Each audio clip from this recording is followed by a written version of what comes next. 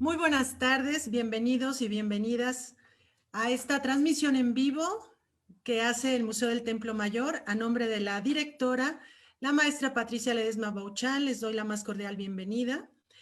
El día de hoy se presenta la conferencia Los sacrificios de niños en el culto mexica a los dioses de la lluvia, que presenta el antropólogo físico Juan Alberto Román Berreyesa. Voy a leer una breve semblanza. Juan Alberto Román Berreyesa es licenciado en Antropología Física y maestro en Arqueología por la Escuela Nacional de Antropología e Historia. Desde sus inicios como investigador, sus principales intereses académicos se han dirigido hacia el estudio de los casos de sacrificios humanos, principalmente de los sacrificios infantiles que han sido descubiertos por el proyecto Templo Mayor, en los sitios de Templo Mayor, Tlatelolco y la Catedral Metropolitana. Entre sus publicaciones destacan artículos, capítulos de libros y catálogos de exposiciones en México y el extranjero. De julio de 2001 a julio de 2007, ocupó el cargo de director del Museo del Templo Mayor de Lina. Actualmente se encuentra desarrollando un proyecto de investigación conjuntamente con especialistas en bioquímica molecular de la Facultad de Ciencias de la UNAM, con el objetivo de identificar el sexo de individuos infantiles sacrificados a los dioses mexicas de la lluvia mediante el análisis del ADN antiguo. También colabora en el proyecto Precerámicos de México, donde estudia las patologías dentales que aquejaron a los primeros pobladores del país. Bienvenido, Juan Alberto. Este espacio es tuyo. Adelante. ¿Qué tal? Muy buenas tardes a todos. Muchas gracias por la invitación. Queremos agradecer a nuestra directora, a Patricia Ledesma, a ti, Mitzi, a todo tu equipo, a Miriam, Ociel, y a todos aquellos que nos ven por estas plataformas actualmente tan de boga por la situación que estamos viviendo. De manera que agradecido con todos ustedes con esta audiencia que tenemos a través del Museo Templo Mayor. Pues en esta ocasión nos han invitado a que hablemos un poco sobre esta práctica ritual que los antiguos pobladores de México Tenochtitlan llevaban a cabo en momentos de crisis fundamentalmente climáticas. Y debido a ello se estableció toda una serie de festividades, se desarrolló todo un culto, todo un ritual muy específico para efectuar ciertas peticiones a ciertos dioses. A lo largo del tiempo este tema pues, fue muy controvertido, sigue siendo controvertido, y los cronistas del momento del contacto fueron los primeros que hicieron una serie de noticias, escribieron noticias acerca de este tipo de prácticas rituales entre los mexicas principalmente, pero también se practicaban en otros pueblos. En esta ocasión vamos a abordar esta problemática viendo por lo menos 3 casos. Y entonces, para entrar luego en materia, porque tenemos poco tiempo, veamos nuestras primeras diapositivas. Ok. Veamos cómo se... A ver, cómo se... Aquí no corre. Estoy intentando hacer que corra, pero no sé si tengo que desaparecer pantalla o algo así. Estoy aquí. No. Ponte sobre tu pantalla, dale con un clic del lado izquierdo y luego con las flechitas de tu teclado puedes avanzar. Ok, perfecto. Muy bien. Disculpen ustedes. Pues bueno, como todo el mundo conocemos, bueno, esos son algunos interpretaciones que se hicieron acerca de cómo era la ciudad, que la ciudad tenía su centro ceremonial en el mero centro de la ciudad y era un islote que estaba donde fue construida la antigua ciudad de México Tenochtitlan. Nosotros para el estudio de todo este tipo de problemáticas, nosotros desarrollamos algunos modelos que nos guían, que nos permiten más o menos enfrentar todas las preguntas de investigación que nos hacemos, de manera que esas guías nos llevan paso a paso de una manera mucho más certera sobre nuestra problemática a investigar. En este caso, nosotros iniciamos desde la dimensión cultural del pueblo mexica, todo lo que se desarrolla alrededor de esta dimensión cultural, de los cuales en este caso tomamos dos aspectos fundamentales, que por un lado la religión y por otro lado la cosmovisión. Todos estos conceptos están muy interrelacionados entre sí. Por el lado de la religión, pues se entiende que es un sistema ideológico que conlleva, por supuesto, un aparato de control social, y por el lado de la cosmovisión, pues es todo un sistema conceptual acerca del mundo y de la naturaleza, y que ambos confluyen en los aspectos que más nos llaman la atención o que nosotros vamos a dirigirnos específicamente a desentrañar, que es el aspecto de la ceremonia, el rito, y que todo esto se transforma o se expresa en una ofrenda, por ejemplo, dedicada a lo que nosotros llamamos el complejo agua, viento, maíz, por ejemplo, ¿no? Entonces, para entrar de lleno en el aspecto de que nos interesa más, que es el de la cosmovisión, que es todo esta forma que el mexica tenía de explicarse el orden universal, así pues este conjunto de ideas, se conforma pues este conjunto de ideas, pensamientos, es un orden estructurado de concebir el lugar de los dioses, cómo eran los dioses, cómo eran los astros, la tierra, y el papel que el hombre mismo tenía en el universo. Y todo esto pues se deriva en la explicación de lo que denominamos cosmovisión. Un reflejo de estas concepciones se expresa, por ejemplo, en el imaginario control de los fenómenos naturales, que con este fin se estableció un culto y un ceremonial a los dioses que representaban y supuestamente para el mexica controlaba estos fenómenos. Así pues, como decíamos, por medio de las prácticas rituales se pretendía tener comunicación e influencia sobre las divinidades que controlaban estos fenómenos con el propósito de obtener sus favores y evitar sus efectos dañinos. Esto además tenía una amplia aceptación social en virtud de que estaban presentes en casi todas las actividades productivas, políticas y de la vida social. Es decir, los dioses, todo este culto, toda esta veneración, siempre estaba presente en prácticamente todas las actividades de la vida diaria. Y todo esto se derivaba, por supuesto, de esta gran problemática que los pueblos prehispánicos, sobre todo el grupo de los agricultores, tenía ciertos problemas porque siempre estaban a merced de estas variantes condiciones climáticas, sobre todo para la cuestión de la agricultura, ¿no? Sobre todo para la germinación, el crecimiento de las plantas y, por supuesto, para la producción de alimentos. Ante esta inseguridad, bueno, se crea todo un concepto que ayuda a que ellos expliquen todos estos fenómenos y por lo tanto creen una serie de dioses a los que ellos otorgan la posibilidad de ser representación y control de estos fenómenos de naturaleza. Así, por ejemplo, en la cosmovisión mexica, Tlaloc era el dios del agua, la lluvia y la fertilidad de la tierra, así como de otros fenómenos atmosféricos que influían en el buen o el mal desarrollo de las cosechas. Acerca de esta deidad, el cronista Fray Diego Durán, hay que aclarar, hay que decir que como planteamos al principio, todas estas referencias que se tienen provienen fundamentalmente de los frailes misioneros, que fueron los primeros cronistas quienes dejaron todas estas observaciones, todas estas notas acerca de lo que ellos vieron en algún momento o lo que les refirieron sus informantes. Principalmente está Sahagún, Diego Durán, Motolinia y otros más, pero ellos, digamos, son los más importantes, ¿no? Bueno, retomando el asunto, es acerca de esta deidad de Tlaloc, el cronista Fray Diego Durán nos dice: he de saber que en esta tierra el ídolo Tlaloc, está el ídolo Tlaloc al cual toda la tierra tenían gran veneración y temor, a cuya veneración acudían la gente generalmente, así tanto los señores como los reyes y principales como la gente común y popular.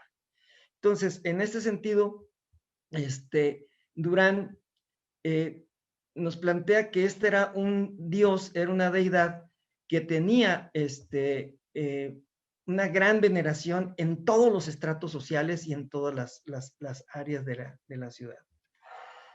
Sahagún señala que por su parte, señala que tenían que él daba las lluvias, esto es en cuanto a sus poderes y funciones, que él daba las lluvias para que regasen la tierra, mediante la cual lluvia se criaban todas las hierbas, árboles y frutas y mantenimientos.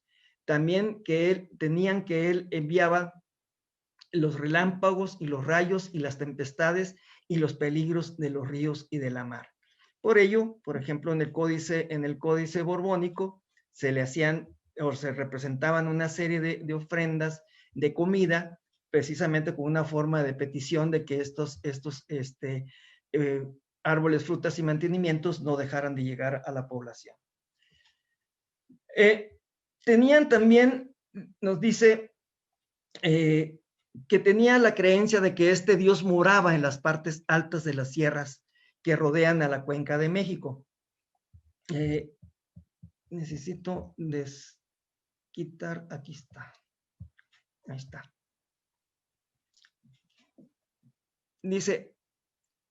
Dicen en la historia de los mexicanos, de sus pinturas, refiere que del cual Dios del agua, dicen que tiene un aposento de 4 cuartos y en medio de un gran patio donde están los 4 barreñones. Los barreñones eran unas grandes pilas, unos grandes contenedores de agua. La una es muy buena y de esta llueve cuando se crían las semillas y viene en buen tiempo. La otra es mala cuando llueve y con el agua se crían telarañas en los panes y se anublan. Otra es cuando llueve y se hielan. Otra es cuando llueve y no granan y se secan. Es decir, este Dios tenía la posibilidad de controlar 4 tipos de aguas, las cuales una de ellas era benéfica en todos los sentidos y las otras provocaban serios problemas en las cosechas.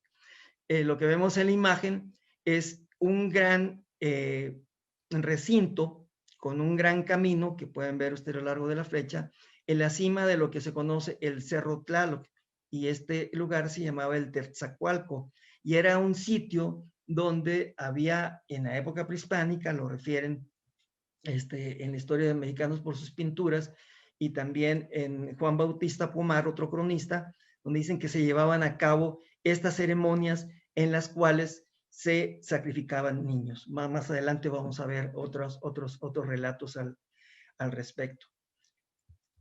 Muy bien. Que sí.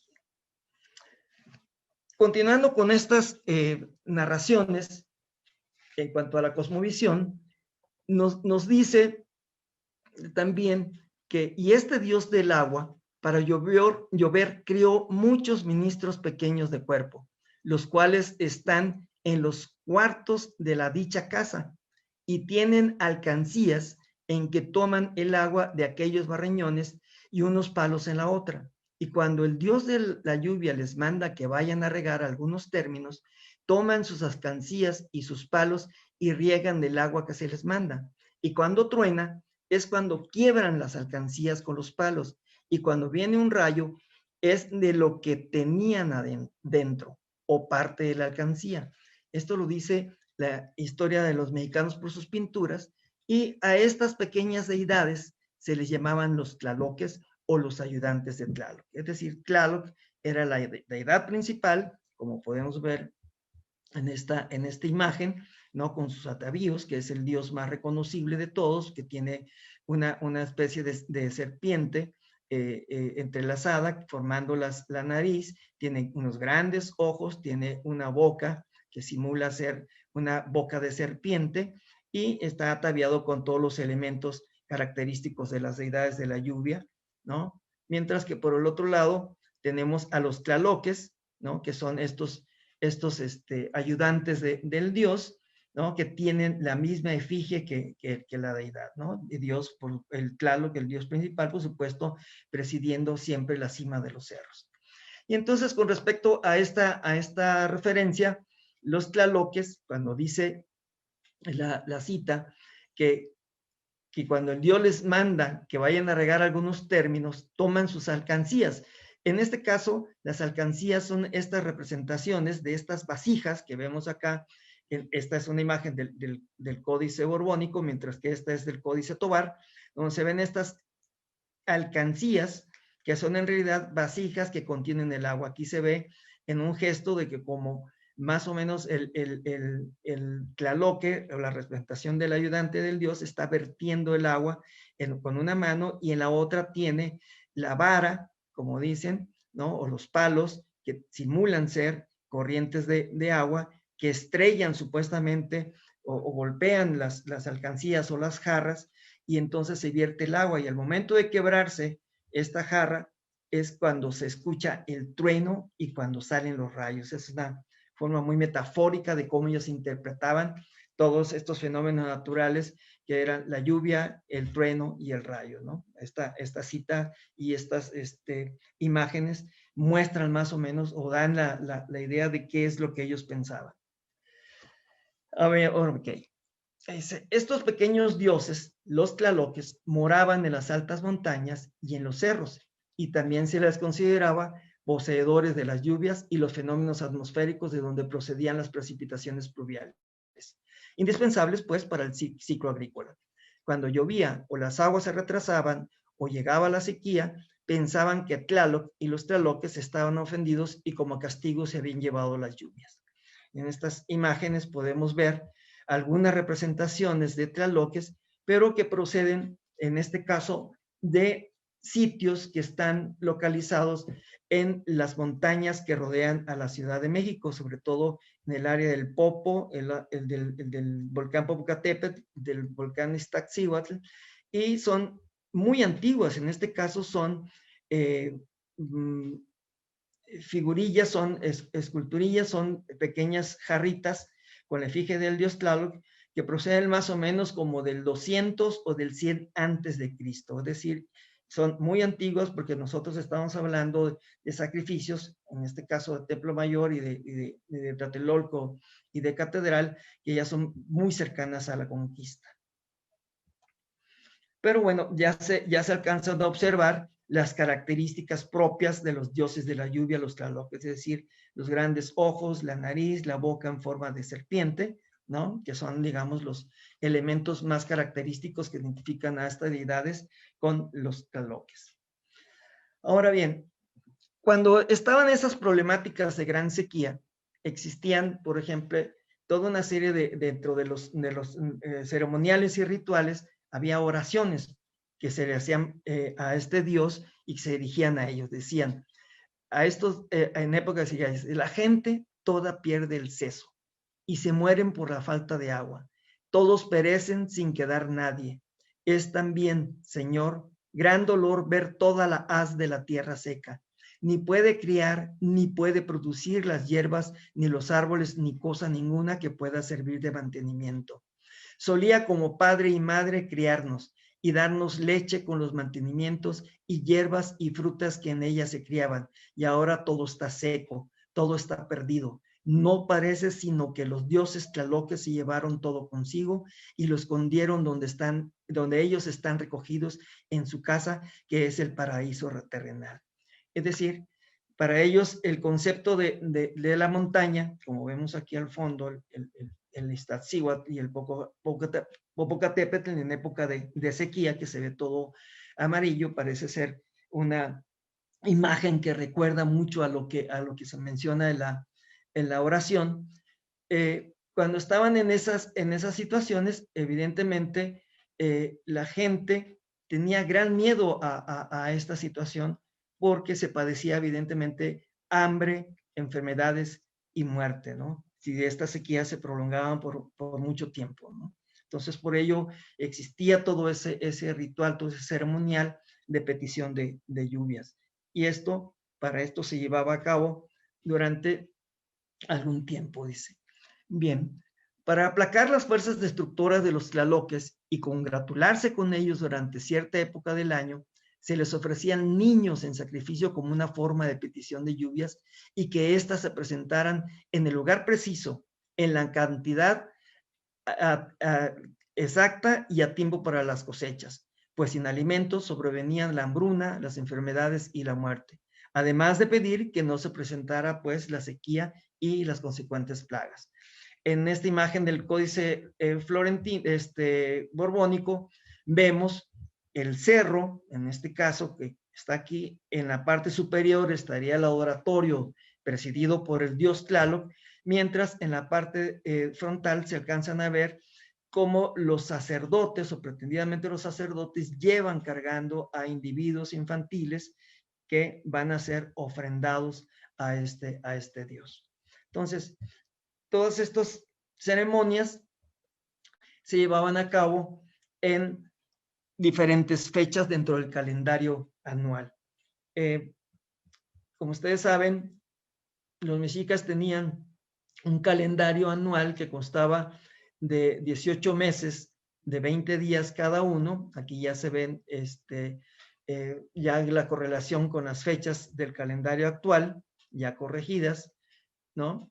Y entonces, en las primeras 4 fiestas del calendario, que corresponderían a los meses de febrero, marzo, abril y parte de principios de mayo, que es precisamente la época de secas. Era cuando se llevaba a cabo todo un complejo ceremonial y ritual en honor a los dioses tlaloques. Y era precisamente en estas fechas cuando se llevaba a cabo esta petición de lluvias, en las cuales preponderantemente se sacrificaban niños en honor a estos dioses. También hay otras fuentes, en este caso es Sagún, principalmente, quien menciona estas fechas.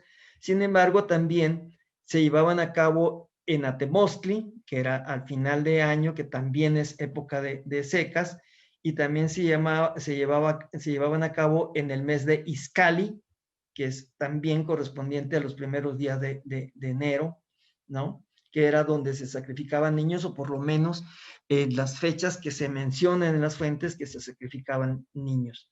Sin embargo, las fechas más importantes, o las fiestas más importantes, eran a principio de año en Atcahualo, Tlacaxipehualistli, Tozostontli y Hueytozostli, que estas serían las fechas ya corregidas de la actualidad, en las cuales se llevaban a cabo estas ceremonias de sacrificio de niños. Ahora bien, Sagún, con respecto a la fiesta de Alcahualo, la primera fiesta, que se supone que era la fiesta más importante, o era la fecha de inicio de este ciclo de petición de lluvias, Sagún nos refiere que, según relación de algunos, los niños que mataban, juntábanlos en el primer mes, comprándolos a sus madres. Es decir, aquí habla ya desde el origen o la forma de obtener a los individuos. Dice, comprándolos a sus madres, e íbanlos matando en todas las fiestas siguientes hasta que las aguas comenzaban de veras. Es decir, más o menos a principios de mayo, ¿no? Que es cuando empieza, o principios de junio, que es cuando empieza el ciclo de lluvias, o cuando empiezan a llover, o por lo menos en aquellas épocas empezaban en esos momentos. El clima ha ido cambiando a lo largo del tiempo, pero en esas fechas, por lo menos de lo que se tiene registrado por las fuentes, era cuando iniciaban las lluvias, más o menos a principios de mayo, mediados de mayo, hasta que las aguas comenzaban a... Y así mataban algunos en este primer mes llamado Cohuitlewa, que otra forma que se le llamaba a Atcahualo, y otros en el segundo mes llamado Tlacaxipehualistli, y otros en el tercero llamado Tozostontli, y otro en el cuarto llamado Hueytozostli. De manera que hasta que comenzaban las aguas abundosamente, así dice la fuente, en todas las fiestas crucificaban niños. No los crucificaban, evidentemente los sacrificaban de otra manera, no como Cristo en la cruz, ¿no? Es la forma de lenguaje antiguo para decir que en todas las fiestas mataban niños. Muy bien, continuamos.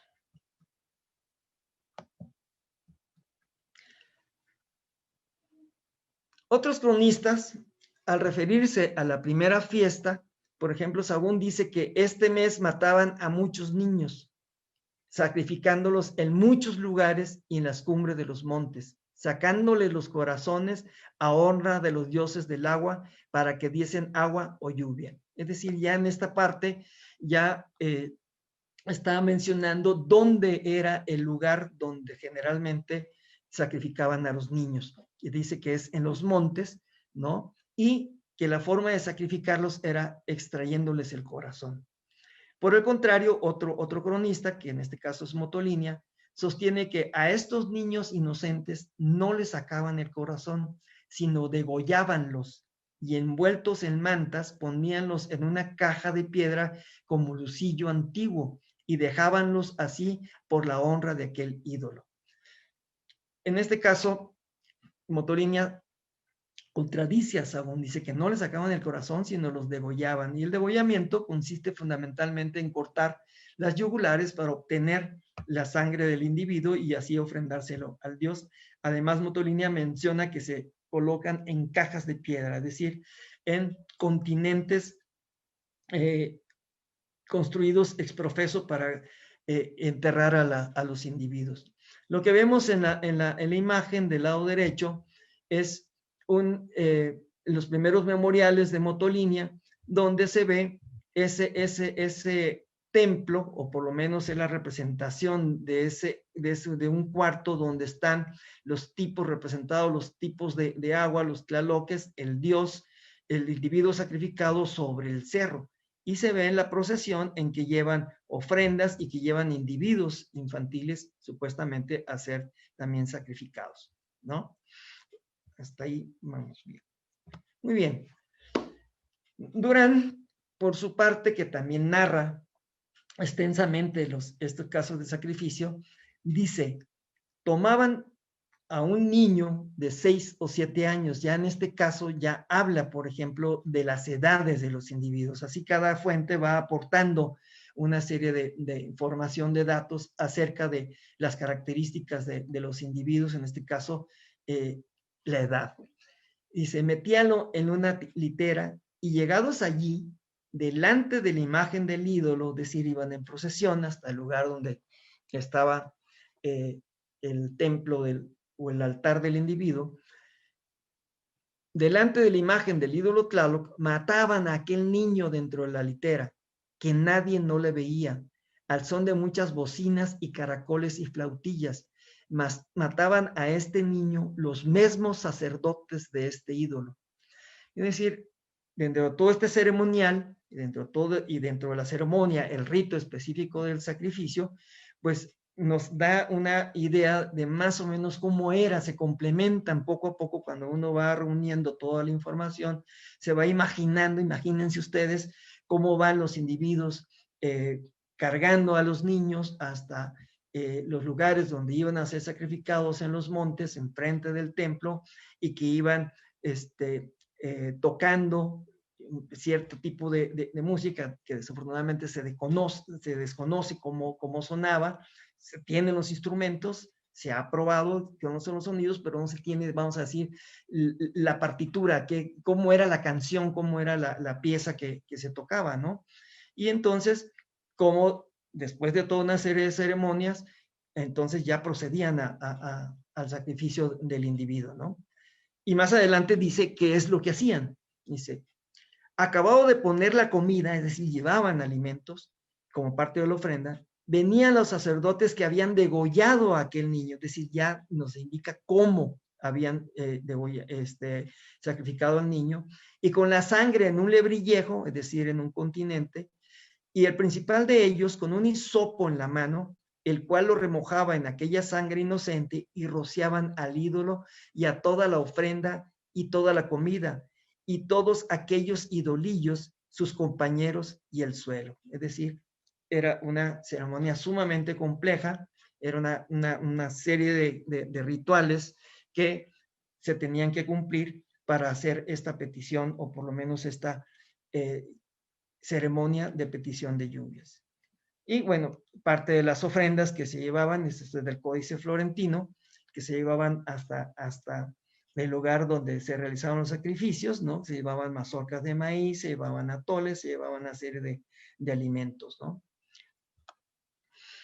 Finalmente, dentro de estas crónicas, Juan Bautista Pomar nos dice, recogían 10 o 15 niños. Aquí ya se establece un número diferente de niños, un poco más alto, 15 niños inocentes de hasta 7 u 8 años de edad, que daban los señores o personas ricas por ofrenda para este efecto. Es decir, es la forma de obtención de los niños. Y los llevaban al monte donde el ídolo de piedra estaba. Y allí, con un pedernal agudo, los degollaba un sacerdote. Y degollados por la garganta, los echaban en una caverna.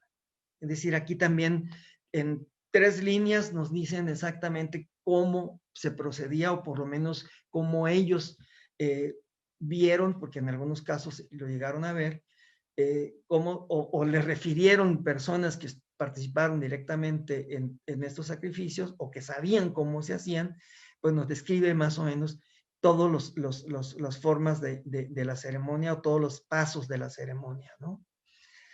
En este caso se está refiriendo Juan Bautista Pomar a las ceremonias que se llevaban a cabo en el Tetzacualco, es decir, en el sitio del Cerro Tlaloc, ¿no? Que era el santuario, que era el lugar más importante supuestamente para realizar estas ceremonias, y que es un cerro que se encuentra hacia el este de la Ciudad de México, aproximadamente a 4.100 metros de altura. Muy bien.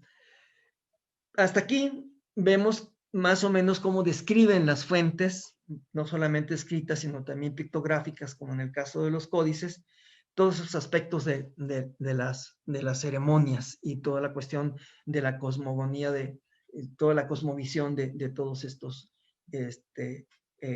casos, ¿no? Ahora, en el siguiente nivel de análisis, ya vamos a la ofrenda directamente, de lo que tenemos arqueológicamente. ¿Qué nos dice la arqueología de todo esto que nos narran los cronistas, ¿no? Entonces, por un lado, la ofrenda, hacia el ámbito hacia el que se dirige la acción, ya sea natural o social, es decir, para qué se hace la ofrenda. Y por el otro lado, las formas empíricas que adquieren esas acciones, es decir, cómo se expresa todo esto que se concibe como ofrenda, ¿no? O como depósito ritual, como recientemente lo han redefinido, ¿no? Y la arqueología es la que nos dice más o menos, fundamentalmente, toda esta cuestión de las formas empíricas, o cómo se ven arqueológicamente todo esto, o cómo se expresa todo esto en los materiales. En este caso, nuestra primera ofrenda, nuestro primer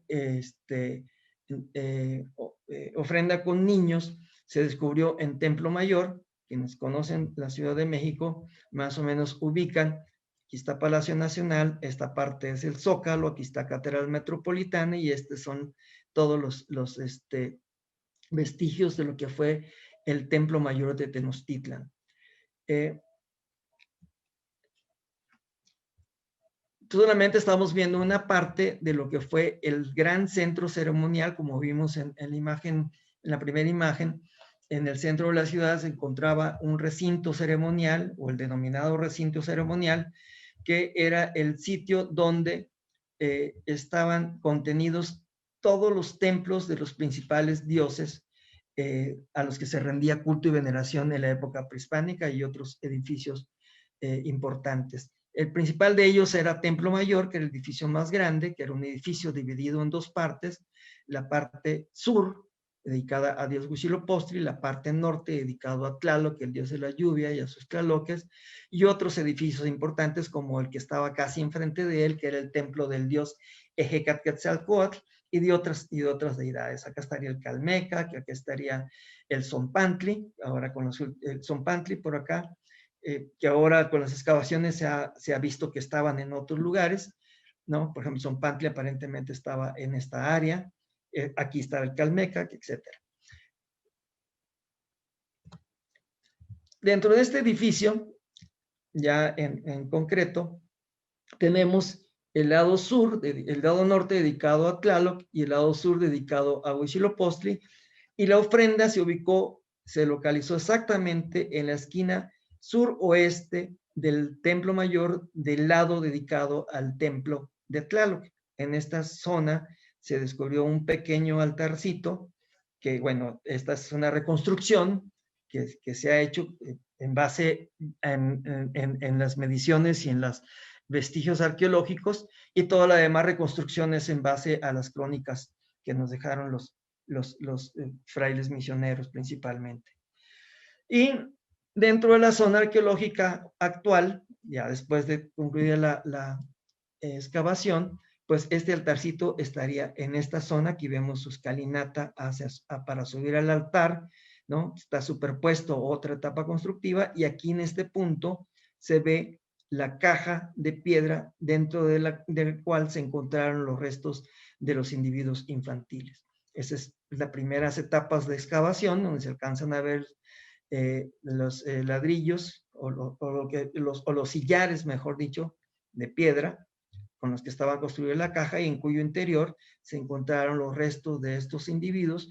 En las etapas superiores, en las capas superiores de la exploración, se encontraron estas grandes jarras de aproximadamente 30-35 centímetros de altura, ¿no? Que tenían la cara del dios en la parte frontal, ahorita los vamos a ver, y directamente encima de ellos y debajo de ellos estaban los restos de los individuos infantiles, que sí se alcanzan a ver. Ya al final de la excavación, ya vemos claramente a los niños que fueron colocados dentro de esta caja, que vemos aquí sus sillares, sus paredes, y los niños estaban recostados sobre su espalda, vamos a decirle, de cúbito dorsal flexionado, con las piernas encogidas y los brazos también sobre el pecho, aunque por la forma como están los restos óseos no parece ser muy evidente esa postura, pero así fue como nosotros determinamos que estaban. Además encontraron otros materiales, como en este caso una especie de escudo hecho con unas teselas, con unos mosaiquitos de turquesa, de color un azul turquesa precioso. En muchos casos se encontraron restos de pigmento azul, se encontraron restos de aves, se encontraron restos de calabaza, se encontraron también restos de madera, que al parecer también eran madera, eran como pequeñas varas. También se encontraron caracoles, en fin, se encontraron materiales fundamentalmente asociados con fertilidad.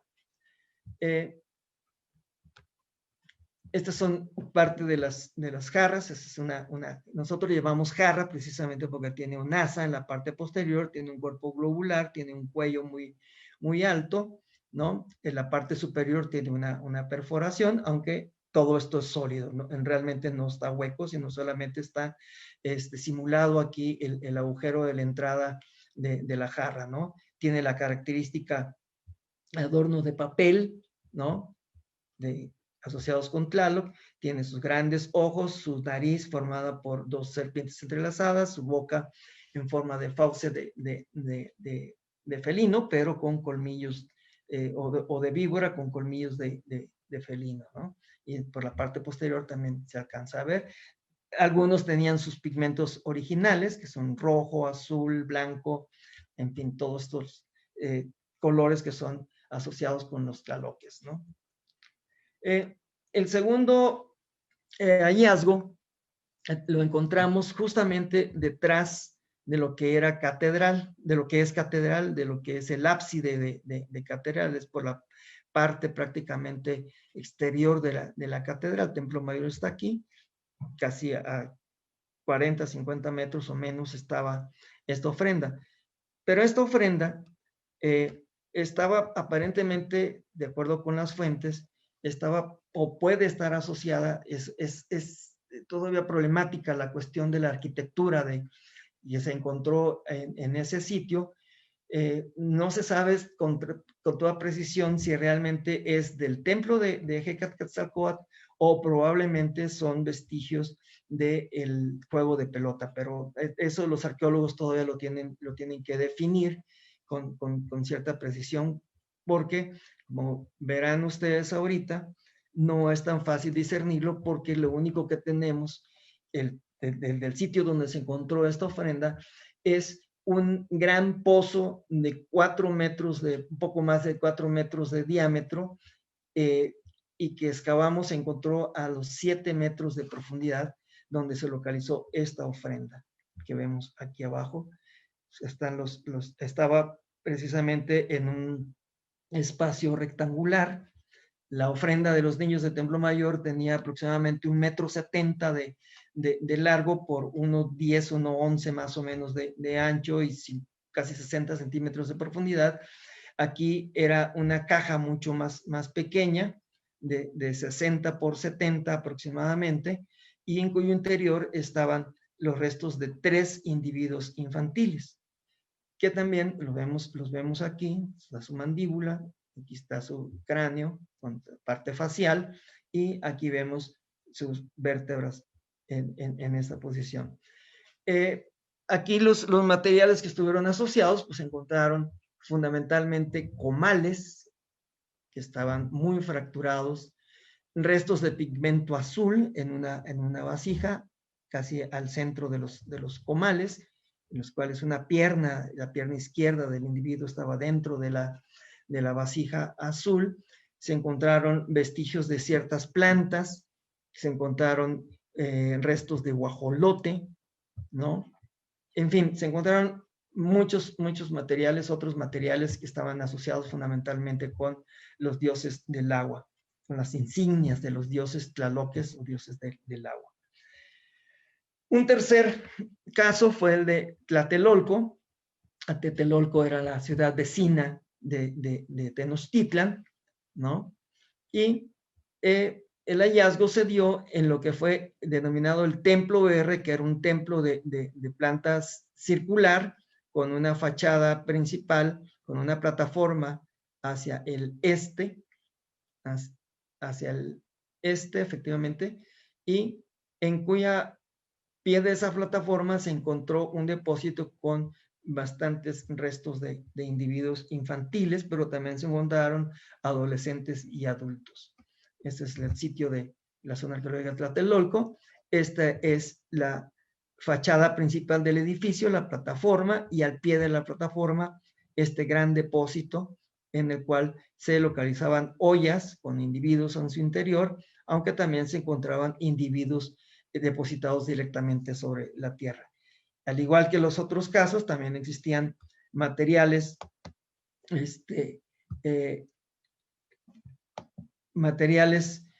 asociados con estos dioses de la lluvia. Aquí tenemos, por ejemplo, los individuos depositados de manera directa con sus cajetes que aparentemente contenían algún tipo de un género de alimentos. Los análisis que se hicieron, se encontraron semillas de chía, se encontraron semillas de calabaza, se encontraron algunos componentes de alimentos, ¿no? Había individuos en el interior de ollas. Aquí vemos, por ejemplo, el cráneo de uno de ellos y parte de las ofrendas que estaban al exterior de las ollas, y algunos de estos cajetes, como se llaman, estos grandes platos, servían como tapa de la olla, ¿no? Que pueden ver ustedes los conjuntos hasta de 3 ollas que en algunos lugares fueron colocados, ¿no? Y al avanzar, al excavar más y retirar ciertos objetos, ciertos materiales, pues ya se podían observar claramente los restos de los individuos infantiles colocados al interior de las ollas. Muy bien. Y bueno, en este caso, Tlatelolco, la ofrenda, esa gran ofrenda, fue dedicada al dios Ehecatl, que es el dios del viento, y que también dentro de los conceptos de cosmovisión, pues era el dios asociado también con Tlaloc, que era el dios que traía las nubes con sus vientos, traía las nubes hacia los sitios específicos donde se requería la lluvia, ¿no?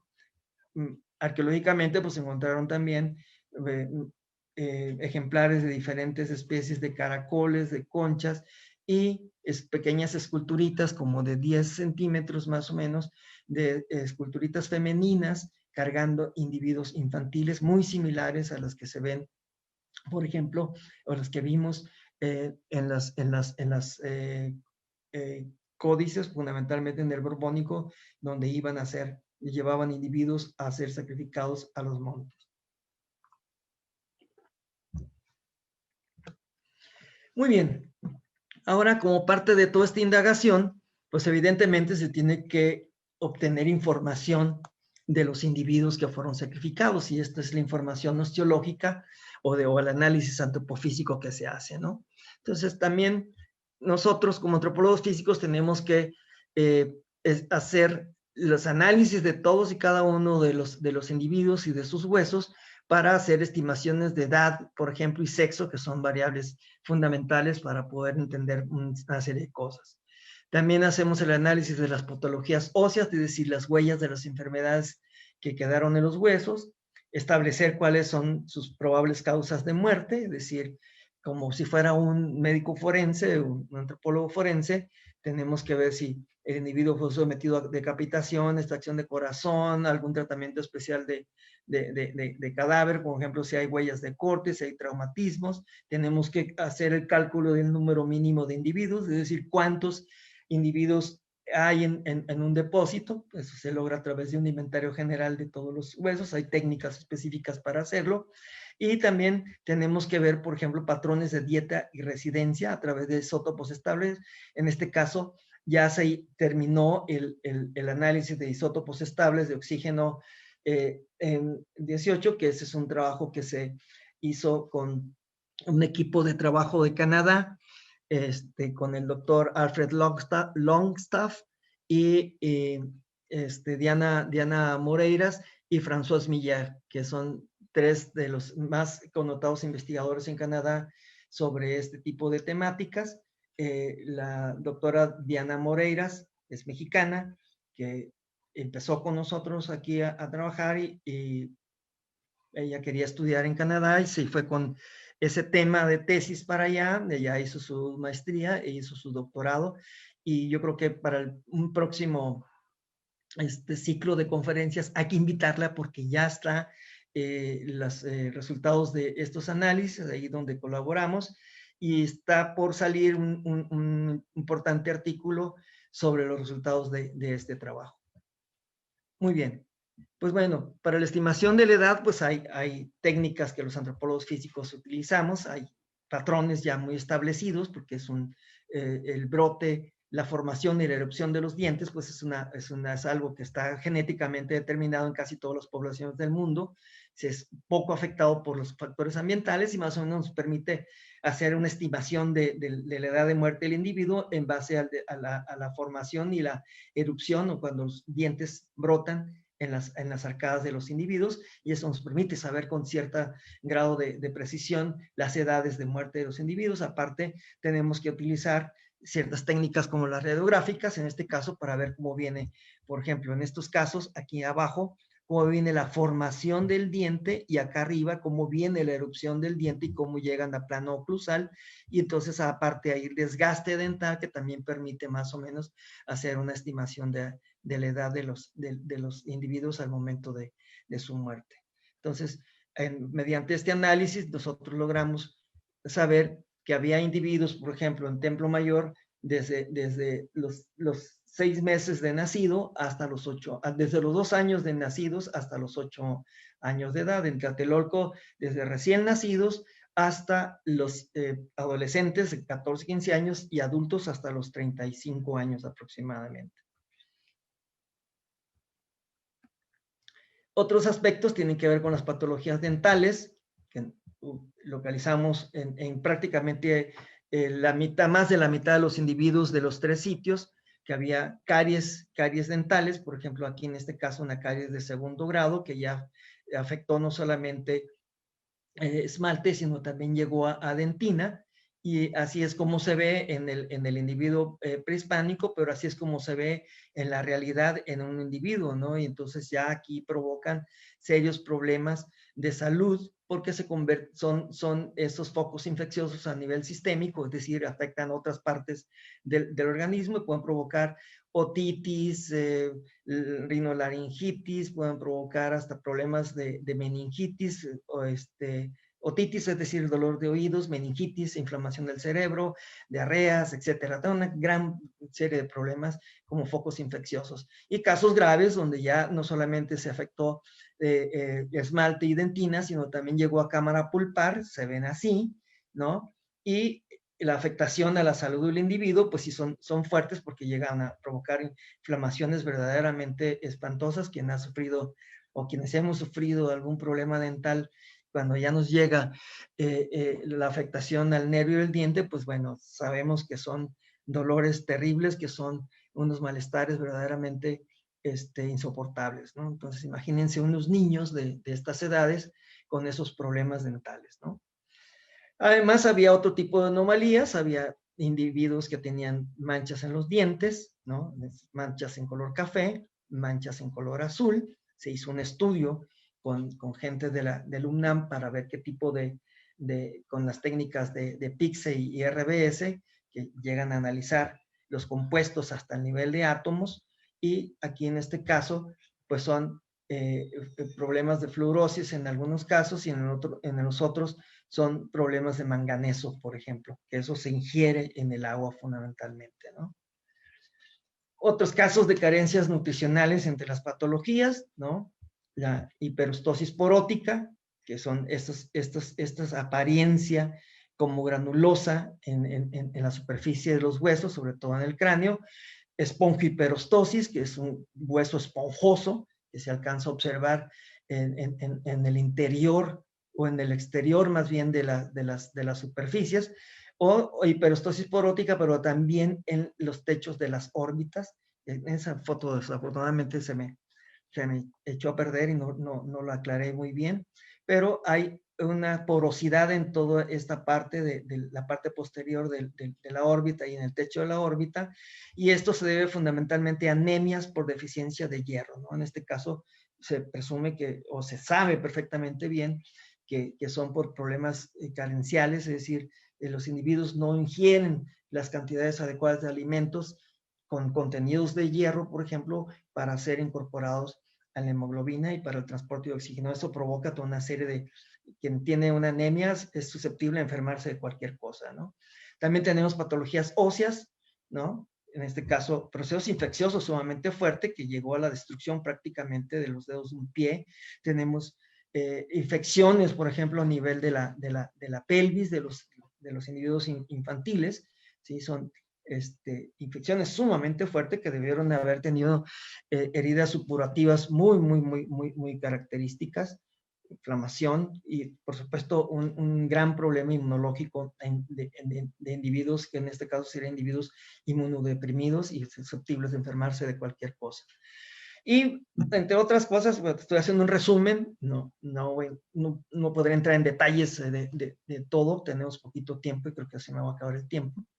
Y una variable importante es la identificación del sexo. Y lo puse hasta el final porque este fue un proceso muy complejo, donde en los niños pues es prácticamente imposible hacer una identificación lo más correcta posible del sexo, porque no han desarrollado los individuos todas las características en los huesos que permiten hacer una diferenciación más o menos segura.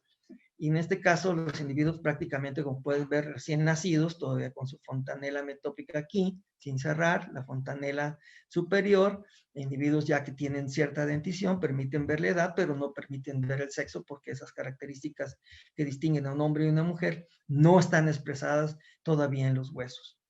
Por eso tuvimos que recurrir a tecnologías como el ADN antiguo, donde de los huesos se extrae una célula nuclear o por lo menos un fragmento de material genético de un gene que codifica para el esmalte de los dientes y que nos permite, que tiene los fragmentos adecuados para hacer una diferenciación sin lugar a dudas de qué individuo se trata. Este gen es el gen de la amelogenina, y así fue como extrajimos muestras de DNA nuclear, en este caso el mitocondrial lo utilizamos para otra cosa. Se hizo una reproducción de ese fragmentito de gen en un termociclador, ¿no? Es este aparato que reproduce de una sola muestra millones de copias de ese fragmento que es posible observar y poder identificar, como se puede ver aquí, y así podemos diferenciar a un individuo masculino de uno femenino.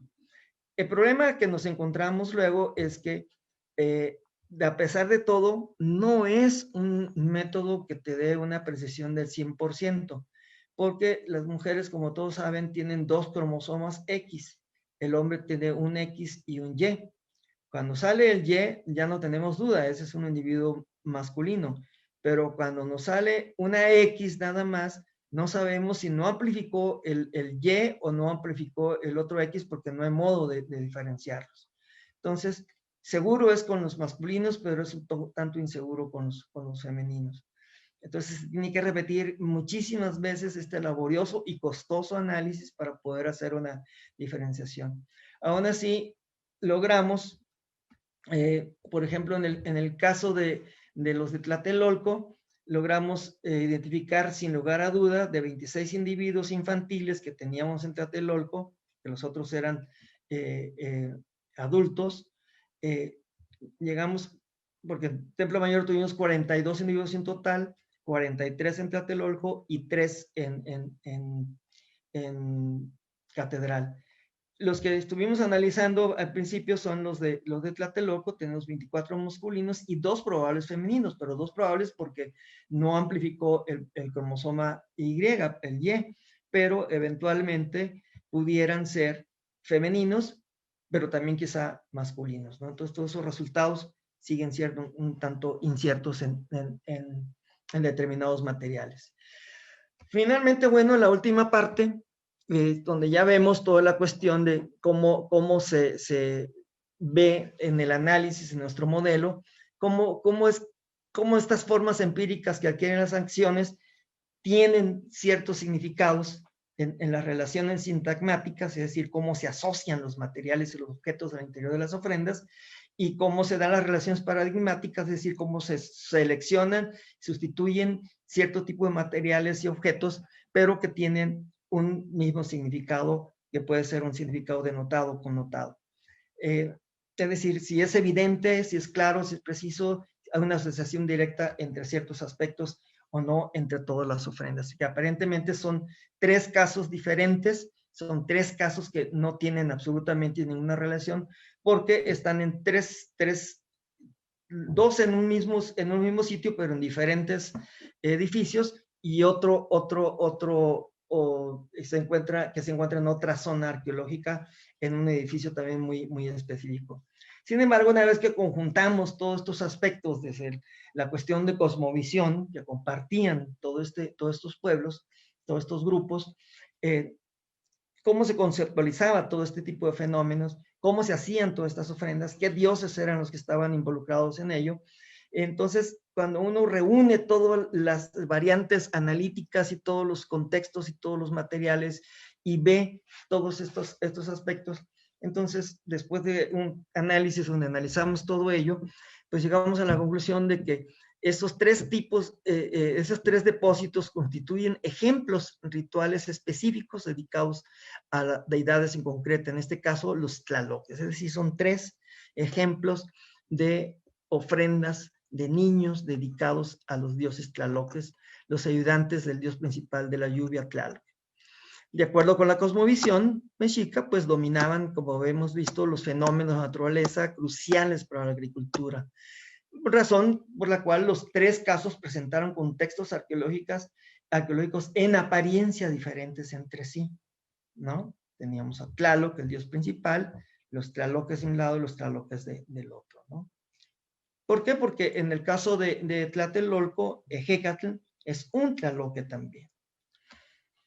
Por ello, en los 3 casos se encontraron restos óseos de niños, en los 3, porque eso es el elemento fundamental cohesionador de que se trata de tlaloques, ya que comparten pues una serie de características. Los niños en sí mismos también son representaciones vivos, o eran representaciones. Las fuentes narran pues cómo los tlaloques, los niños que sacrificaban en esa época, se les vestían como los dioses tlaloques, y eran representaciones vivas de estas deidades. Entonces, aparte de eso, eran niños de corta edad, es decir, eran niños pequeños relativamente, del tamaño que eran los tlaloques. Otra cosa es que los individuos padecían ciertas enfermedades. Después de analizar las fuentes, encontramos de que precisamente de este tipo de enfermedades que padecían los individuos infantiles, curiosamente los dioses tlaloques, Tlaloc y los tlaloques eran los dioses patronos de estas enfermedades. Es decir, los dioses de las lluvias tenían la capacidad de provocar estas enfermedades en los individuos, en este caso infantiles, porque casi todas son enfermedades asociadas con el agua, es decir, son enfermedades que supuran, por ejemplo, ¿no? Son enfermedades que el dios las podía provocar. Además de que los individuos pues eran también de sexo masculino, ¿no? Tal como lo demostraron los análisis de bioquímica molecular, y precisamente los dioses tlaloques son dioses masculinos, prácticamente todos. Además de lo anterior, los depósitos contenían objetos y materiales que indudablemente se asocian con estas deidades. De esta manera, las variantes contextuales y arreglos internos podrían obedecer más a formas expresivas de los ceremoniales, es decir, hay distintas formas de hacer los ceremoniales, porque es un ciclo de ceremonias. Son 4 fiestas y cada fiesta tiene sus variantes, aunque en el fondo todas las ceremonias sean dedicadas a los dioses tlaloques, cada una tiene su forma específica, ¿no? Son rituales pues específicos que se realizaban en honor a estos dioses, ¿no? Es como si ahora nosotros nos imaginamos que en la religión católica, por ejemplo, no todos los sacerdotes siguen el mismo patrón para las misas, o estas varían dependiendo si se dedican a un santo patrono o a otro, o hay una festividad en específico en una época también en específico, ¿no? Siempre hay variantes entre las formas de realizar una ceremonia, un ritual como las misas, por ejemplo, ¿no? Además, durante las fiestas calendáricas se daban este tipo de variantes, ¿no? Así como los momentos de catástrofes naturales, es decir, ¿por qué hay tantos individuos infantiles sacrificados? Evidentemente, se tuvo que enfrentar una situación de gran crisis ambiental en esa época. Las fuentes, sobre todo el Códice Terriano-Remensi, pero también las fuentes escritas, tienen registrada una gran sequía que afectó desde 1447 hasta 1454, incluso después algunas fuentes narran que todavía en 1957 hubo problemas de sequía, hubo problemas de heladas, hubo problemas de inundaciones incluso en algún momento, y durante esa época ya se dio esta gran sequía que culminó en el año de 1454. Por ejemplo, el Códice Terriano-Remensis nos narra ese problema en el año 1 Conejo, que corresponde precisamente al año de 1454. En Templo Mayor, justamente en la etapa constructiva donde se encontró el altar que contenía a los 42 niños sacrificados, tiene una placa con el año 1 Conejo que señala pues el año de 1454 como el año de la gran sequía. Es decir, es explicable que esta gran cantidad de individuos sacrificados hayan sido en ese momento terrible de una gran sequía que provocó mucha hambruna, mucha enfermedad. Y entonces por eso en esta catástrofe natural fue que se enmarcó este acto desesperado de hacerle la petición a los dioses tlaloques por la lluvia. Ahora bien, en términos generales podríamos decir que estas 3 formas de ofrendas son 3 formas de establecer la misma clase de comunicación con los dioses por parte de la comunidad, de 3 maneras de hacer llegar el mismo mensaje a estas deidades, pero que en el contexto arqueológico manifiestan configuraciones configuraciones expresadas distintas en la combinación, asociación y presencia de materiales y que se distinguen por el constante presencia de restos óseos de niños y de ciertos materiales y objetos. Y por otro lado, también podrían entenderse o funcionar paradigmáticamente y decir que se seleccionan y se sustituyen y hay ausencia de ciertos artefactos y materiales, pero que independientemente que se trate de distintas ofrendas, estos objetos que se sustituyen y se intercambian tienen exactamente el mismo significado porque están asociados precisamente al mismo tipo de dioses, de rituales y de ceremonias, ¿no? Con esto concluimos y espero que les haya gustado, que hayan aprendido un poquito más. Estamos a sus órdenes y esperamos sus preguntas. Si hay alguna pregunta, pues podemos eventualmente contestarla. Pues Claro muchas que sí. gracias. Muchísimas gracias a ti, Juan Alberto Román. Bueno, primero hay muchos saludos, muchos comentarios buenos, agradecen tu interesante conferencia. Hay saludos de Argentina, del interior de la República Mexicana, de la Ciudad de México. Te saluda el papá de Neftalí. Como no, mucho gusto, señor. Un placer saludarlo y que haya estado atento a la plática. También Diana Moreiras te manda muchos saludos. Diana está en Canadá, ella nos ve desde Canadá. A ella la tienes que invitar, la tienen que invitar. Ya tiene los resultados, como dije hace rato. Bueno, pues ya está, ya nos... Esa plática tiene que ser maravillosa, en verdad. Seguramente que sí. Preguntan, ¿qué otras deidades aparte de Tlaloc tenían reconocimiento como para ser venerados?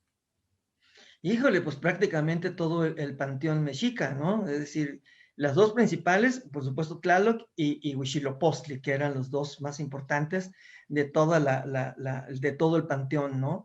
Pero pues evidentemente estaba Xochiquetzal, estaba Ejecatl, estaba Tonatiuh, en fin, el panteón mexica son prácticamente cientos de individuos, es decir, cada dios, cada deidad representaba algún fenómeno de la naturaleza, ¿no?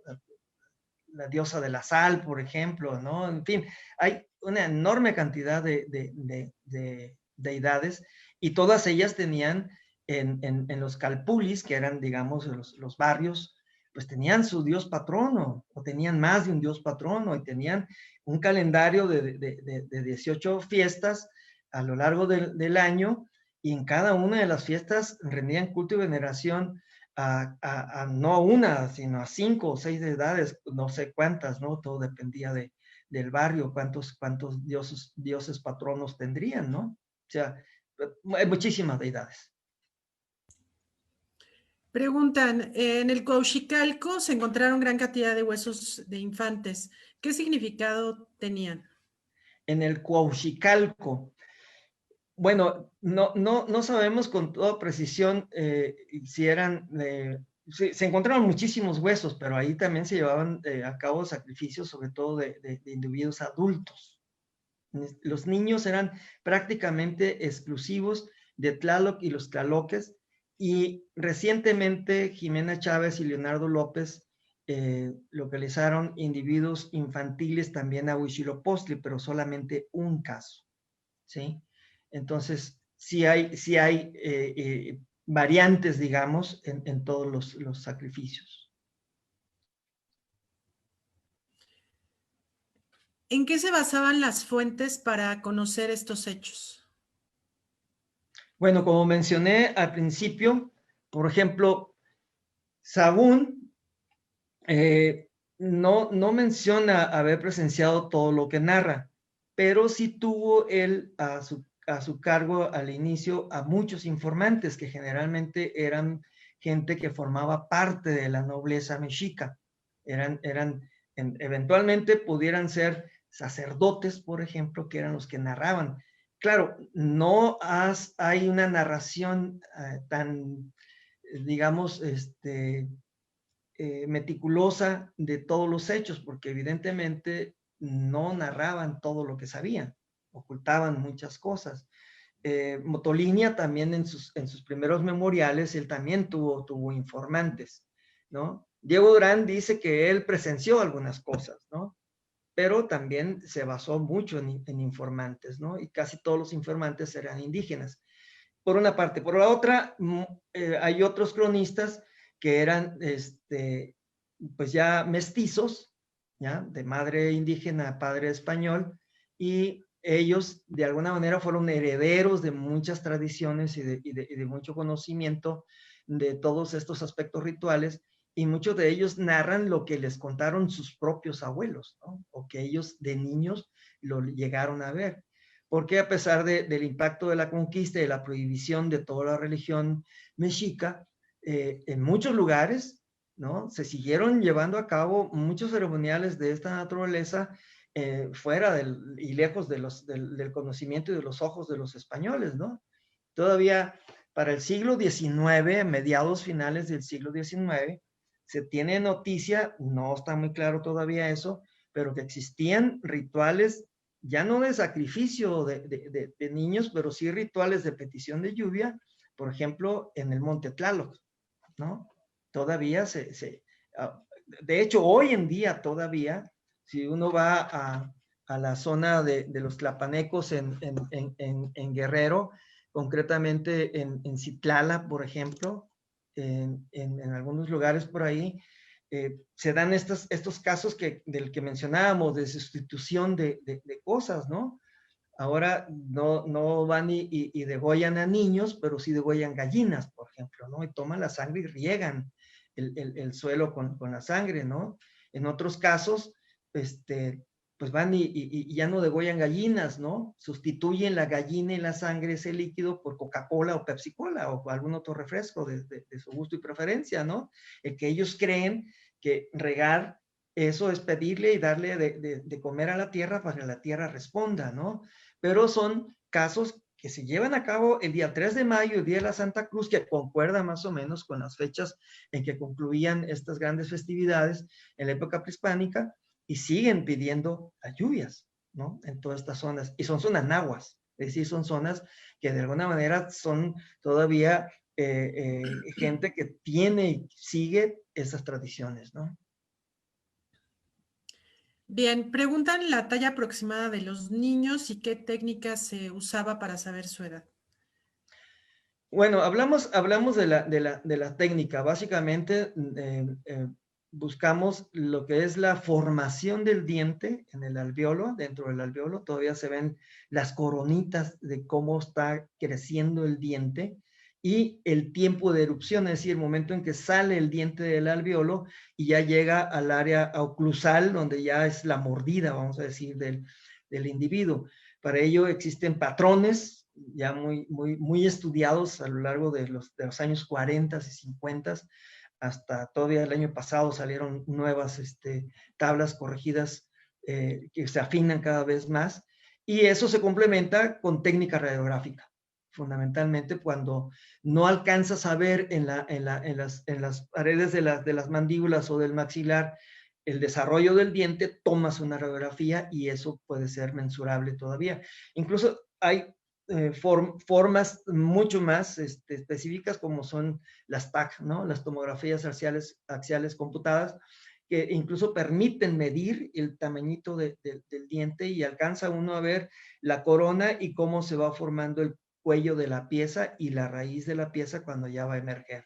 Entonces, son técnicas en base a patrones que ya se han estudiado a lo largo de mucho tiempo, donde se marca en cada patrón ese crecimiento de las piezas y la sustitución de ellas, sobre todo en el momento de la dentición mixta, cuando sale ya primero la infantil y donde viene ya la dentición permanente dentro de la mandíbula y del maxilar. Entonces, son básicamente técnicas de patrones que ya existen y técnicas radiográficas y de tomografía axial computarizada. Y la talla de los niños. Se utilizó una técnica, yo en este caso utilicé una técnica para hacer ese cálculo de estatura que no se debe hacer en niños, porque eso es muy inexacto. yo hice la medición de la longitud de los huesos largos fundamentalmente para buscar un complemento para hacer la estimación de la edad de los individuos. A últimas fechas hay ya técnicas matemáticas algo precisas para para hacer un cálculo de la estatura de los individuos. Sin embargo, incluso hay un mexicano que intentó hacer ese cálculo de estatura de los niños, pero desafortunadamente las fórmulas matemáticas para hacerlo están basadas en poblaciones de indígenas americanos, indígenas americanos prehispánicos y modernos, es decir, son indígenas, no son anglosajones, pues son indígenas originarios, pimas, pápagos, etcétera, apaches, todo eso. Y resulta que cuando uno traslada esas fórmulas a población indígena mexicana o prehispánica mexicana, resultan en una subvaloración de los individuos mexicanos, es decir, acá son más chaparritos, ¿sí? Allá son individuos mucho más altos. Entonces, no permiten hacer una valoración. Tenemos que desarrollar fórmulas mexicanas para población mexicana, ¿no? Entonces, sí, por ejemplo, los niños de los 2 años de edad de Templo Mayor, pues en estatura tenían como 5 o 6 centímetros más bajos que los indígenas americanos, ¿sí? Y estamos hablando de un niño de 2 años que estaba midiéndome 56 centímetros aproximadamente de estatura en el imaginario que esté vivo, ¿sí? Y 56 centímetros es muy poco, es un bebé muy chaparrito, pues, para las estaturas de los individuos de ahora. Hoy hay individuos que te nacen midiendo casi 50, ¿no? Recién nacidos, ¿no? Entonces, es también esa problemática de que las poblaciones prehispánicas mexicanas no eran poblaciones muy altas. Sí, existe, por supuesto, una curva de distribución normal en forma de campana y se dan los extremos, ¿no? Los que son muy chaparros y los que son muy altos, pero hay un promedio de más o menos unos 60 a unos 65 máximo para la población adulta masculina, por ejemplo, ¿no? En la mujer es de unos 50 el máximo, pero hay los extremos, o sea, de 1,45, 1,40, 1,45 hasta el 1,65 en las mujeres, pero 1,75 en los hombres. Pero los niños es extremadamente difícil, sobre todo porque además hay que tomar en consideración que esta estimación es muy compleja porque los individuos infantiles tienen en los 2 extremos de los huesos largos los cartílagos de crecimiento. Y los cartílagos no sabemos de qué grosor son, de qué tamaño son. Entonces, eso siempre es como un voladito, es como una adivinanza, igual que la identificación del sexo, ¿no? Entonces, no se hace en el caso del sexo por técnicas moleculares, de biología molecular, de bioquímica molecular, o de antropología molecular, como se llama, es muy difícil identificar ese sexo, ¿no? Y en el caso de la estatura, es un poco menos que imposible tener una precisión del 100%. Bien, la siguiente es si solo sacrificaban a niños enfermos. Por lo menos de lo que nosotros tenemos en las muestras que hemos estudiado, casi todos están enfermos. Son muy pocos los que no tienen alguna huella de alguna enfermedad, de alguna caries o algo. Ahí en esos casos, de todas maneras, se presume una probabilidad de que el individuo de todas maneras fuera a morir por enfermedades de curso rápido. Es decir, una tifoidea, una diarrea muy intensa, te mata a un individuo en 3, 4 días, ¿no? Entonces, esos individuos de alguna manera podrían ser, en base a esas problemáticas de salud, ser seleccionados para ese tipo de sacrificios, ¿no? Pero casi todos tenían, el 90 y tantos % de los individuos que nosotros estudiamos tenían algún tipo de enfermedad o característica que era atractiva para los dioses tlaloques, ¿no?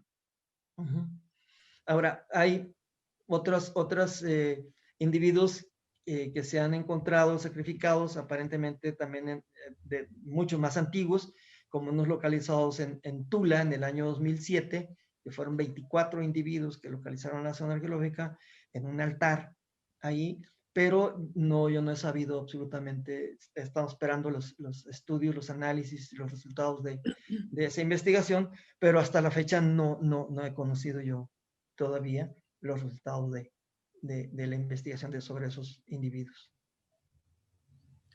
Preguntan si los niños eran conscientes de que iban a ser ofrendados a los dioses o solamente eran seleccionados.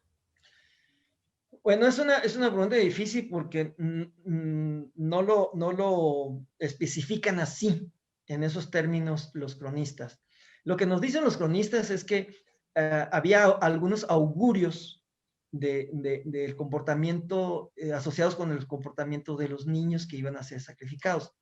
Por ejemplo, dice la fuente que si algunos niños lloraban al momento de ser sacrificados, que si y daban cuenta de que los iban a matar, que si lloraban y derramaban muchas lágrimas, pues era un buen augurio de que iba a haber mucha lluvia en ese año, ¿verdad? Entonces, pues supongo que los niños sí se daban cuenta, ¿no? Porque los vestían, es profeso con todas las insignias y todas las ropas de las que nos hablaba Lourdes el domingo pasado, ¿no? Los cubrían con las mantas y todo ese tipo de cosas que narra la fuente. Y claro, los niños tenían un tratamiento también muy especial, ¿no? Además, por supuesto que los niños debieron de haberse dado cuenta porque, bueno, tenían enfermedades que requerían cierto cuidado porque eran dolorosas, las caries eran muy dolorosas, por ejemplo, ¿no? Las patologías óseas también eran procesos inflamatorios supurativos que dolían bastante también, ¿no? Prácticamente necrosaban pues la carne y el hueso, como vimos, ¿no? Entonces, y puse pocos ejemplos porque no hay mucho tiempo, de hecho ya nos pasamos mucho, pero ¿cómo se llama? Pero explicar todo eso con todo detalle es un poco largo. Entonces yo supongo que sí, los niños sí se percataban de eso y claro, lloraban, eran niños, ¿no? Desde los 2 años, imagínate cómo controlas a un niño de 2 años, ¿no? De 3, de 4, ¿no? Quizá uno de 6, 8 ya tienen más conciencia de lo que ocurre a su alrededor y ahora el comportamiento es muy diferente. No es lo mismo un niño de 2 o 3, 4 años que todavía no se percata cabalmente de lo que ocurre a su alrededor, pero le da miedo y llora. Pero luego también llora porque se da cuenta y es consciente de qué es lo que le va a ocurrir, porque eventualmente pudieron haber visto cómo lo hacían o mataban a los primeros, ¿no? Por ejemplo, ¿no? O sea, todo eso es un ejercicio de leer la fuente y tratar de imaginarse todo lo demás. Desafortunadamente, en el contexto arqueológico, todo esto no se ve, ¿no? Por ejemplo, decían, no, es que seleccionaban, también elegían a niños que tenían 2 remolinos en la cabeza y que habían nacido un buen signo. Bueno, pues eso del buen signo y del remolino en la cabeza, pues no lo vamos a ver. Vemos el hueso nada más, pero no sabemos nada más del individuo, ¿no? Muy Por bien. supuesto. Uh-huh. Preguntan si sabes si encontraron restos de niños en el Popocatépetl. En el Popo hay, hasta donde yo sé, todavía en el año 2012, 2014, por ahí existían, creo que 14 sitios donde habían encontrado vestigios de ceremoniales, de rituales en honor a Tlaloc Tlalocs. De hecho, esas vasijitas que mostré provienen de ahí, del Popo. Pero de niños, de restos óseos de niños, no los han encontrado. Por lo menos no lo han reportado los arqueólogos que han estado por esa zona.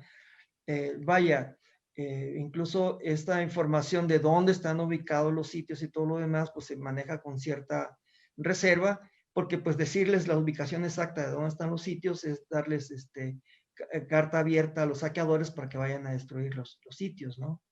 Incluso lo que narra Juan Bautista Pomar, allá en el Monte Tlaloc, donde sacrificaban a muchos individuos, 14, de 10 a 15 más o menos, decía la fuente, y que los arrojaban a un precipicio, pues hasta la fecha no se ha podido dar con ese lugar.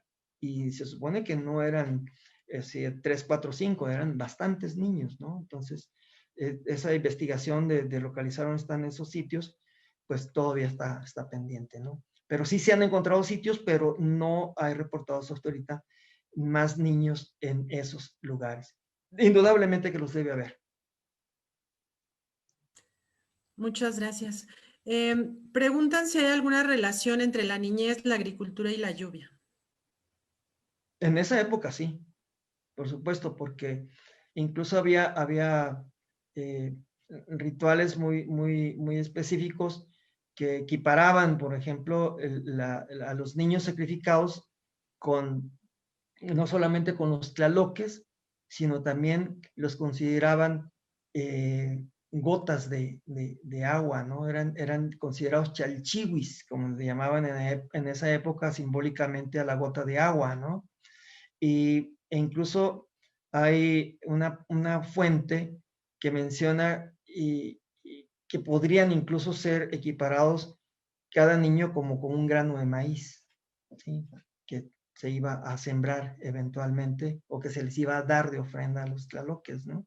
Para que ellos a su vez proporcionaran la lluvia para la agricultura. Claro que sí, hay toda una relación muy estrecha de los niños en ese sentido. Preguntan si hay algún tipo de sacrificio en el que se desollaba a los niños. Pues mira, yo acabo pues tú conoces el trabajo de Carlos Javier González sobre Xipetotec, ¿no? Que es la deidad a la que le hacían toda la festividad en Tlacachipehualistli, ¿no? Que es otro ritual de sacrificio. Está dentro, pues, de las fiestas, la segunda fiesta del ritual de petición de lluvias, pero en todas las fuentes solamente mencionan el desollamiento de adultos, ¿no? De jóvenes y adultos, hombres, casi todos. Yo hice incluso una investigación para un artículo que escribí ahí en ese texto de Xipetotec, en el catálogo de la exposición, y yo estuve muy atento en todas las fuentes buscando precisamente ese dato, a ver si existía desollamiento de niños, y no, solamente hay desollamiento de adultos. Bueno, si quien pregunta tiene algún dato, que me lo pase porque ese sería sensacional.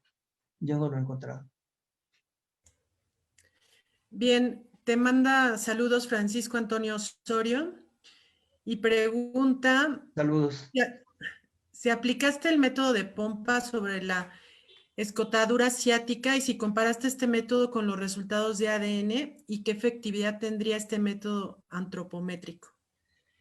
Sí, cuando no existían las tecnologías moleculares, no había otra más que utilizar al método de José Antonio Pompa y Pompa y todo el estudio que hizo Zay Lagunas se me va el nombre del otro querido profesor, sobre la escotadura asiática mayor y todas esas características de la pelvis infantil, toda la forma de la faceta auricular, en fin, todo ese tipo de aspectos.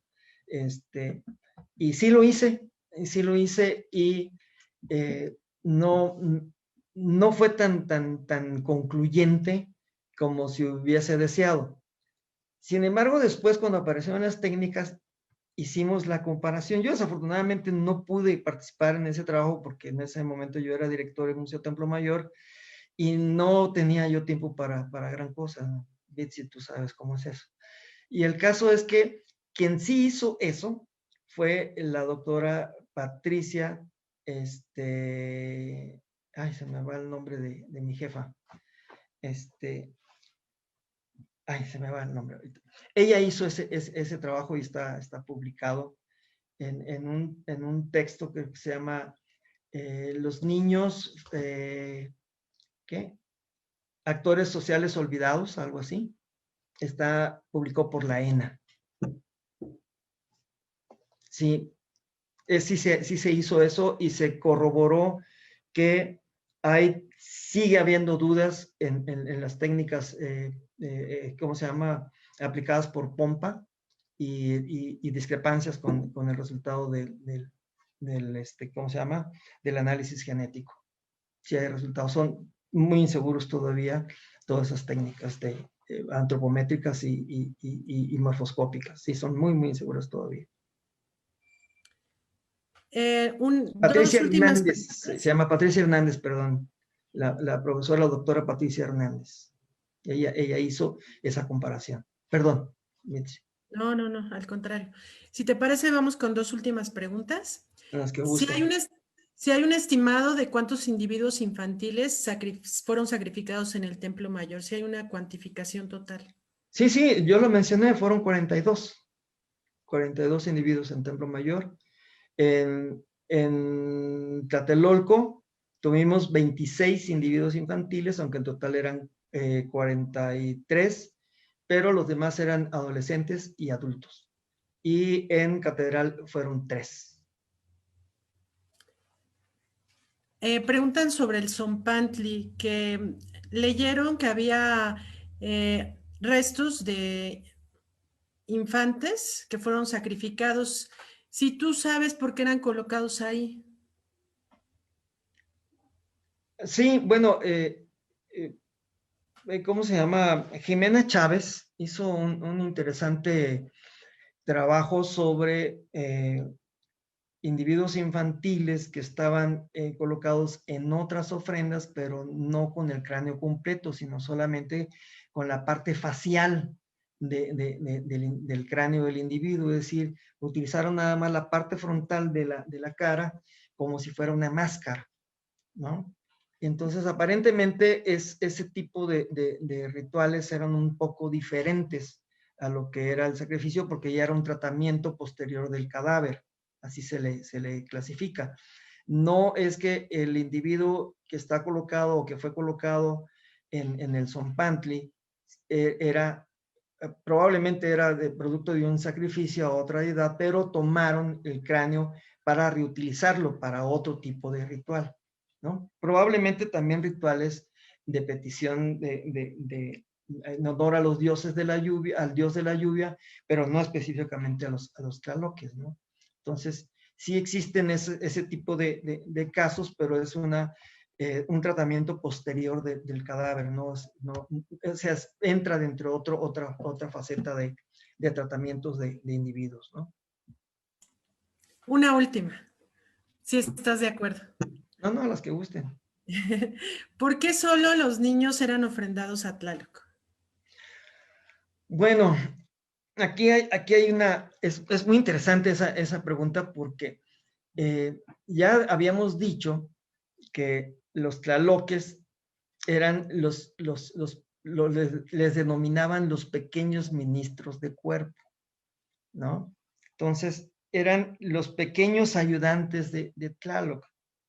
Y entonces también dijimos un poquito acerca de que los niños sacrificados eran la representación vivas de los dioses tlaloques, y como los dioses tlaloques eran una especie de enanos, de pequeños de cuerpo, entonces los niños, en lo que los especialistas le llaman magia por analogía, equiparaban a los niños con los tlaloques por el pequeño tamaño de cuerpo. Entonces los niños, así vestidos, se convertían también en las representaciones vivas de los pequeños ministros ayudantes de Tlaloc, por un lado. Por el otro, si tú le agregas a que la infancia en aquella época era considerada como una época de pureza, ¿sí? Los niños no estaban contaminados con todos aquellos pecados, como le llamamos ahora, o esos comportamientos, como son la mentira, la lujuria, el sexo, etcétera, todo ese tipo de cosas. Pero entonces los niños eran los elementos más indicados por su pureza, por su edad, por su semejanza con los tlaloques, ¿sí? Son los más indicados para llevar el mensaje a los dioses. Eran los mejores voceros, los mejores portadores de llevar la petición y asegurar que el Dios cumpliera, que el Dios otorgara las lluvias a buen tiempo, en buena cantidad, en el lugar indicado para las cosechas. De alguna manera se querían ellos asegurar de que el mensaje llegara a los dioses, que fueran escuchados por los dioses, y para ello el intermediario, es decir, el mensajero, nada mejor que un niño por todas esas características, ¿no? Que además también los niños enfermos con enfermedades que provocaban los mismos tlaloques, los mismos dioses del agua, ¿no? Lo consideraban como que el individuo que se enfermaba de ese tipo de enfermedades había sido señalado por el dios, había sido marcado, había sido llamado por el dios a ser su servidor, a ser su acompañante, a ser su ayudante, ¿no? Entonces, por eso seleccionaban niños, por esas tres razones.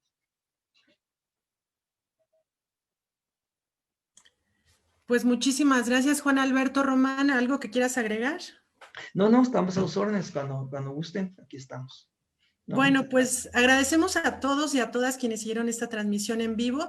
Recuerden que el próximo viernes vamos a comenzar el ciclo de conferencias a 500 años de la Noche Triste, crónica de una victoria mexica. El viernes 11 comenzamos a las 18 horas a través de Facebook Live. Después van a poder ver las conferencias grabadas en YouTube, esta misma de hoy. La van a poder ver a través del canal de YouTube. Quien no tuvo oportunidad de verla, pues ahí estará. Muchísimas gracias, Juan Alberto. Muchísimas gracias. Saludos a todos, cuídense mucho, por favor. Y pues nos vemos pronto. Que estén muy bien.